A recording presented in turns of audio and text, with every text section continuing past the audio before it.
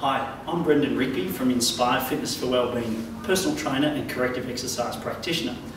Today we're going to look at what we call an arabesque lunge. It's a variation to a lunge and a strength training exercise which involves either body weight or loaded resistance where you're using just one leg. To demonstrate, I'm going to bring one of my colleagues, Rory, an exercise physiologist, into the picture.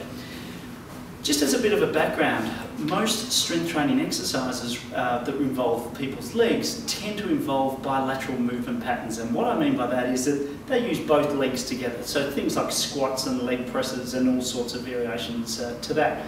The idea of this exercise is we're going to put Rory on one leg so that if there's any discrepancy or lack of symmetry in strength on both sides, we're going to identify that in the individual or in yourself.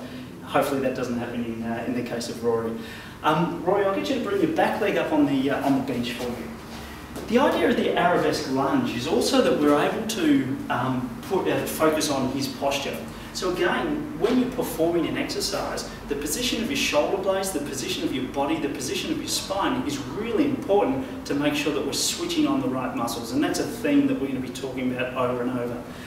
If you're not engaging the right muscles in an exercise, then you're not strengthening the right muscles, and chances are you're overloading the wrong muscles and potentially causing more harm than good. I'll get you to change over sides. I'll get you to bring your left. Fantastic. So, with the arabesque lunge, you bring one foot forward. Okay, so I'm going to get you to bring that foot a little bit further forward. Okay. Now, with this leg exercise, so you can see there's a balance component to it. All of his body weight is now distributed on one leg and distributed up through his sacroiliac joint and then stabilising his pelvis. We bring into play the shoulder blades. Okay, so I'm going to get you to bring your palms facing forward. Okay, the idea of that is that we're making a connection for his brain, for his shoulder blades with his upper back. Okay, again, without that, the chances are, particularly as we bring it under load, of variations of occurring within that movement pattern.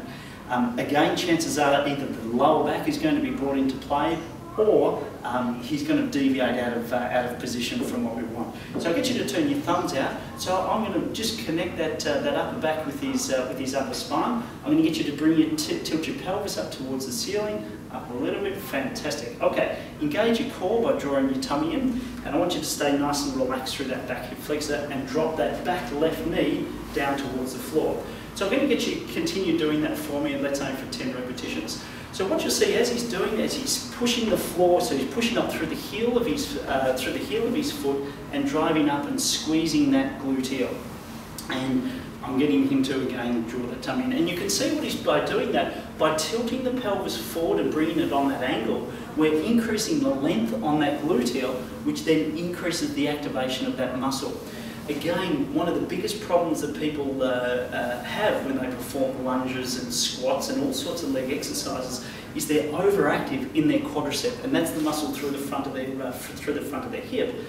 The primary goal of this exercise is to get these gluteals predominantly working. They do work in combination with the hamstrings and the quadriceps, but the overall drive of that hip extension should be coming from his gluteal.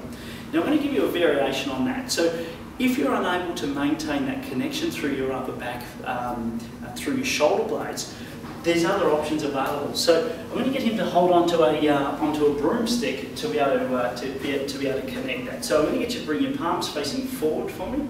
So the other way. Wonderful. Bring that back leg up. Excellent. And hold that front foot forward. Fantastic. So you can see here, just to finish off, that then puts him into a position where he's got that connection with his shoulder blades. Shoulder blades, palms facing forward, and now he's on that right leg, dropping down, and he's making sure that he's maintaining that neutral position through his lumbar spine. Good. The things to watch for here is that the knee is not being taken out forward of the toe. You can see that if he was to look down, that he could still see a third of his toes as he drops down into that lunge. We're also looking to make sure that his body weight is not being transferred forward onto his toes. Again, that's an indication that the brain or the body wants to use the quadricep and not getting that gluteal working. Now this is a great exercise for anyone who's a runner, who's working for general fitness, or as an integrated exercise for someone who's wanting to increase pelvic stability. Thanks for joining me, and we look forward to seeing you soon.